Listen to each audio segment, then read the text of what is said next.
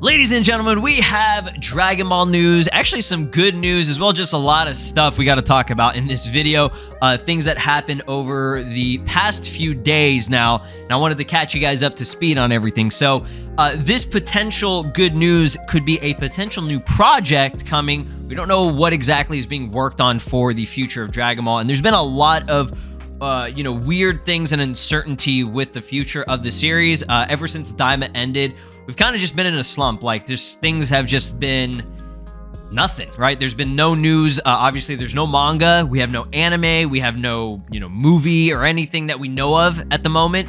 But there was a lot of information that came out via this Dragon Ball Daima, book, I guess. And shout outs to Venexis, aka I think it's Enomis or Enomis. I do apologize if I'm mispronouncing your name. I'll link them down below. Credits to them. This comes from that book. This is like interview material and just information that we've never seen before. So in the interview, it just goes over a lot of stuff, which we'll go over a little bit, later in the video. But I want to go over this part, which you're seeing on screen right here. So this was whatever interviewer was talking with, I believe, Ioku, right? They said, lastly, please say a word to all the Dragon Ball fans. And he said, did you enjoy watching Dragon Ball Daima? Following this work, of course, we are currently working hard to move various things forward. The Dragon Ball series will continue from here on as well. So everyone, by all means, please keep looking forward to it. So this is very good to hear, right? With basically no information on kind of the state of the series, there's been that ongoing power struggle between Capsule Corporation Tokyo, which is Ioku's company that he made, right? He kind of wanted to do his own thing, branch off, be separate, and with that company comes handling the anime/movies, right? Just animation material and the video games, okay? Those are the main things that he's going to, be doing with his company, while Shueisha is still the motherfucker doing stuff with the manga, right? Ioku cannot go near the manga or touch anything really with the manga right now, as far as I know, right? So what this sounds like to me is that this dispute between, these organizations right here, between Shueisha and Capsule Corporation Tokyo, potentially has been resolved, or it's almost, done, right? It's in the process, because he's saying we are currently working hard to move various things forward. So, I mean, that's good. That's good to hear that even if it hasn't been resolved, or they haven't figured out what they want to do with everything after, since Toriyama has passed, last year, they're in the process of getting it done. And there are things that are showing me that, things are moving forward, right? Like, you've seen on Twitter, you've seen right? We talked about the Minecraft collab that is currently ongoing right now. Like that, to me, that is a video game related thing, right? And Capsule Corporation Tokyo has been credited on Sparking Zero and multiple other Dragon Ball games in recent times, right? This is, Sparking Zero came out late last year, right? So the fact that that's in the credits means that, they already have established everything with it. But again, there's still probably likely is that struggle between who's getting, the rights over everything. And I mean, I think Bird Studio is, being owned and, being looked after by Sasuke Toriyama, which is Akira Toriyama's son. But he's not the one. He's not making any Dragon Ball shit for us, all right? This is just, it just went to him, right? After his passing. But when we're talking about new shit, new content, new stuff being developed and worked on, that's going to be Ioku and Capsule Corporation Tokyo, okay? That's the stuff we're looking forward to. I'm be so for real. With Toyotaro, he can't really do anything because that's all in Shueisha. So Shueisha, they seem to not be doing jack fucking shit with the manga right now. I really don't know what's going to happen with it. There's been nothing. I think we had basically a confirmation that we probably won't be seeing anything related to the manga this year, and I wouldn't expect it anyways. The manga, to me, I'm not. When it comes back, right? So I don't know. It's just nice to see them finally say something about what's going on with the series, and they're potentially working on, I personally think, a new movie, right? It's been a while since we had a movie. It's been 3 years already, right? And the last movie was Superhero, which was in 2022. We had Dragon Ball Daima, which was late last year into early this year. But Dragon Ball Daima was just so short. It was just like a mini series, 20 episodes. Loved it.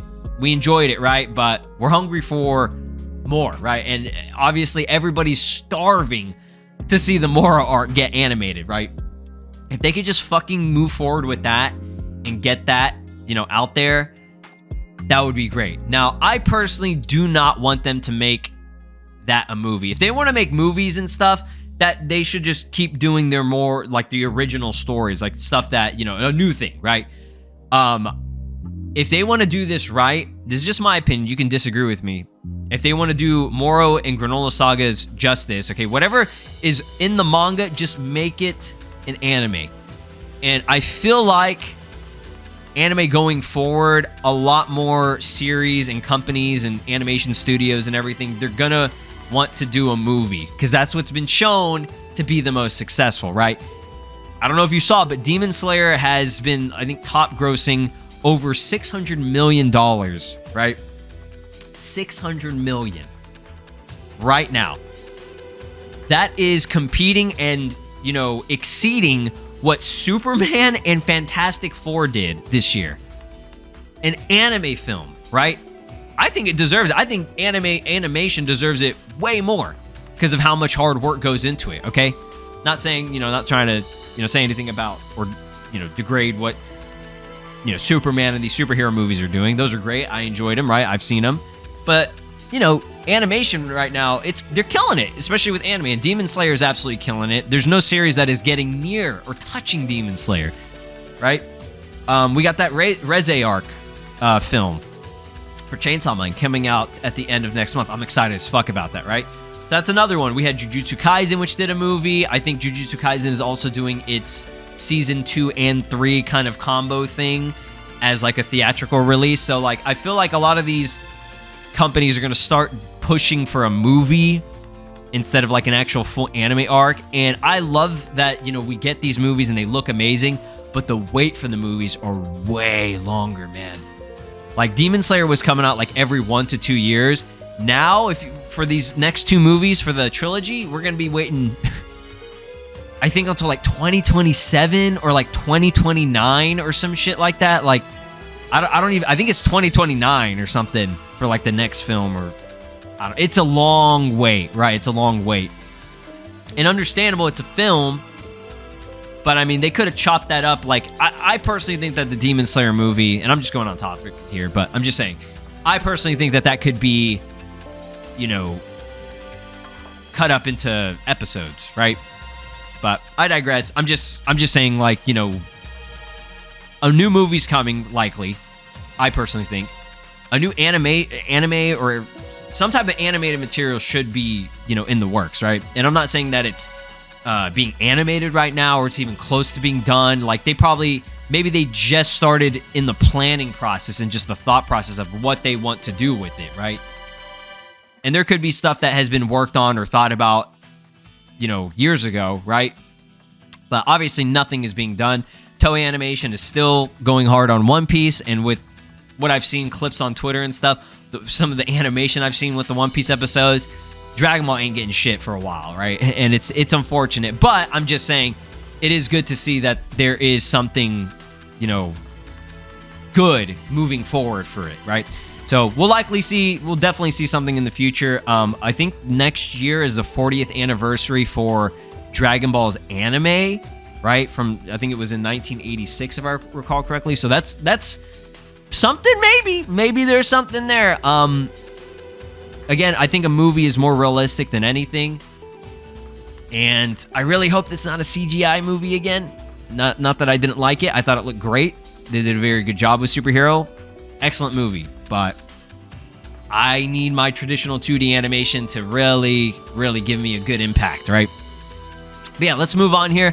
That's kind of like the main information. I just wanted to go over the stuff that was in this like booklet and interview that was interesting, right? So they talk about Super Saiyan 4, okay? The Super Saiyan 4 transformation drew huge buzz. What were the directing cues? In episode 18, when Goku Mini becomes Super Saiyan 4, it's a case where his ability is drawn out by Neva, right? So we aimed for it to look not like psyching himself up, but like Neva's ability enters inside Goku Mini and blossoms inside Goku Mini, right? So this is, this is kind of what a lot of people expected. It's similar to like Gohan's potential unleash / ultimate form that the Elder Kai kind of drew out his inner potential.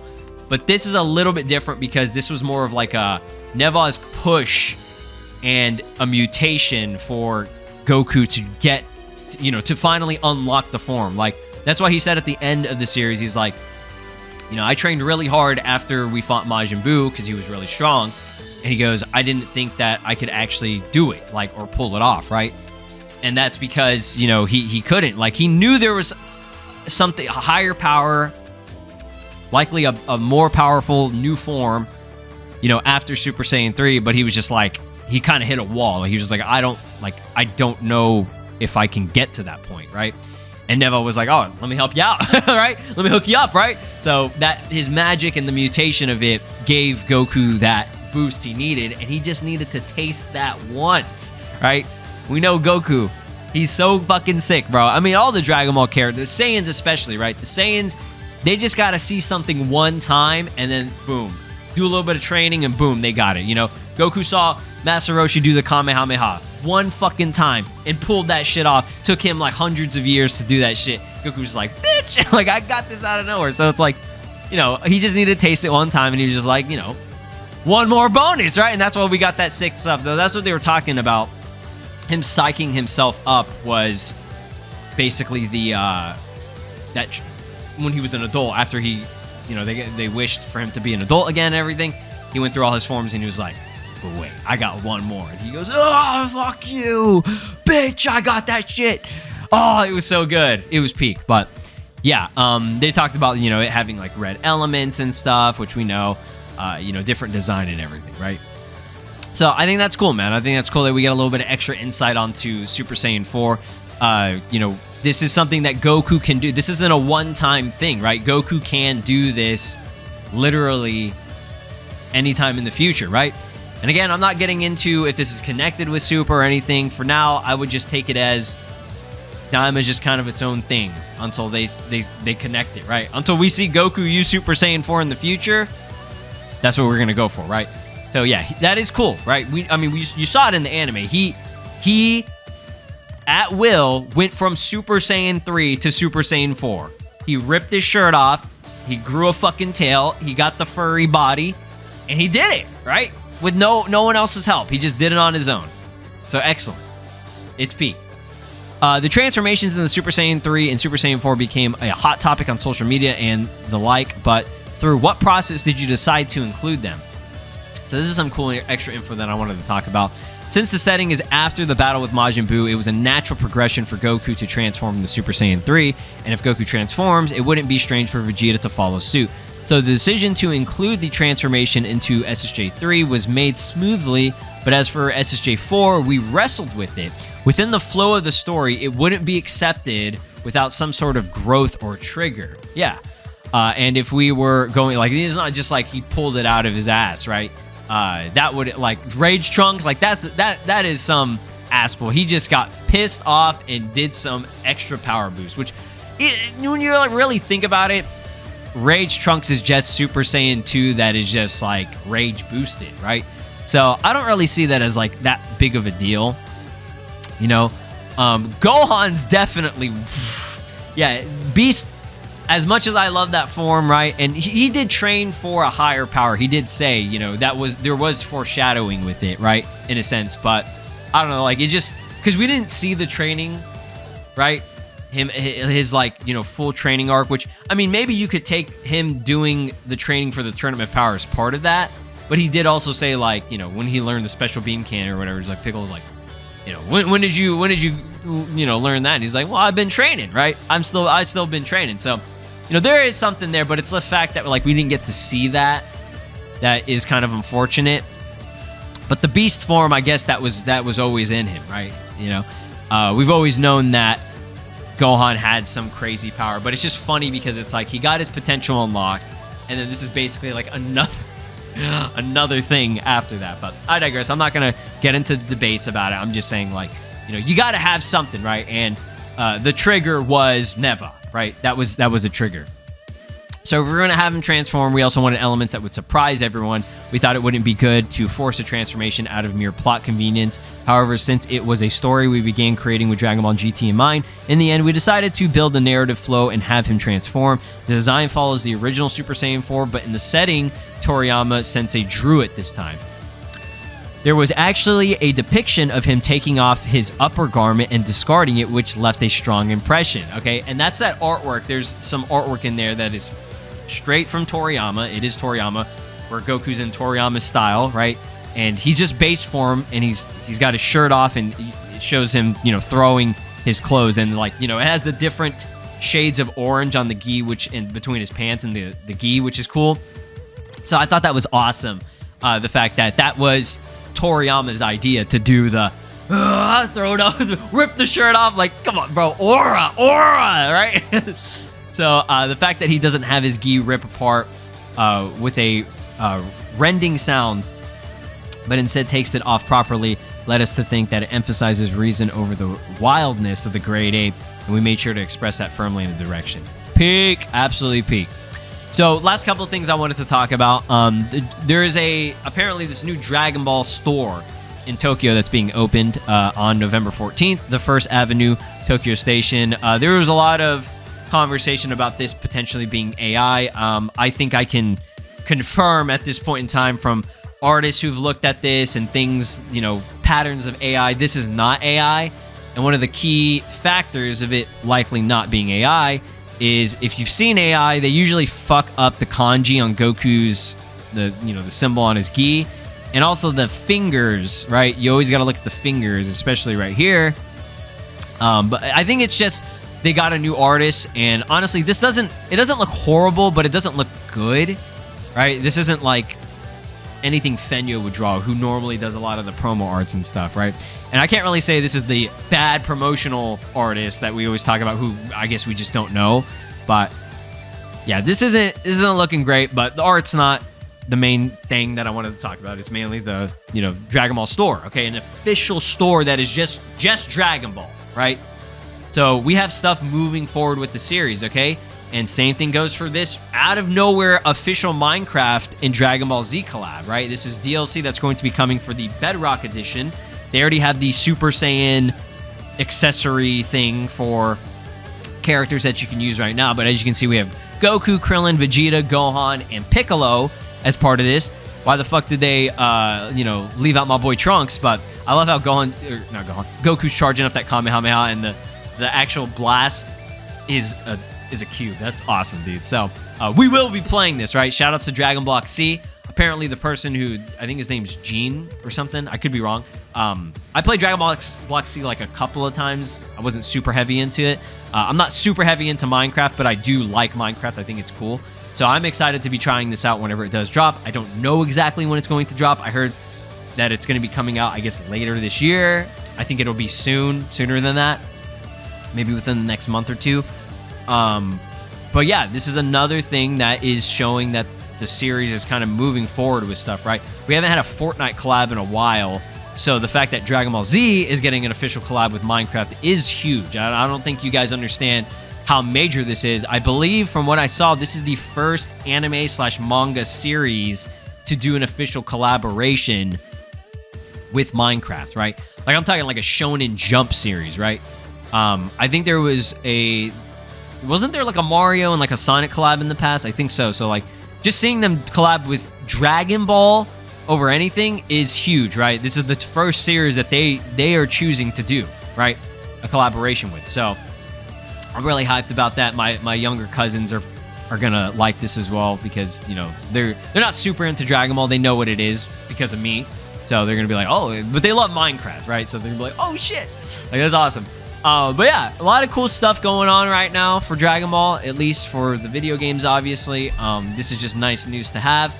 Nothing crazy yet. We don't know anything official in terms of what what's being worked on.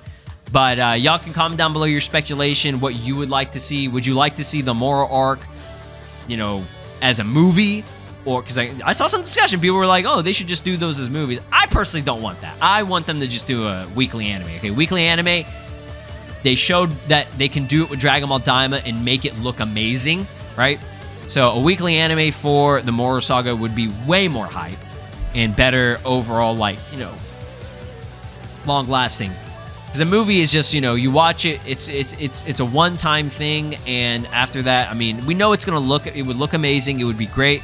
I wouldn't be disappointed, but I would just prefer them to do an anime, right? Especially for the most anticipated arc for Dragon Ball in, you know, decades, right? Like, we want this shit. So you have a great day. Peace out. This is Broly, and you are watching SLOplays. Make sure to subscribe, or else I'll destroy your entire planet.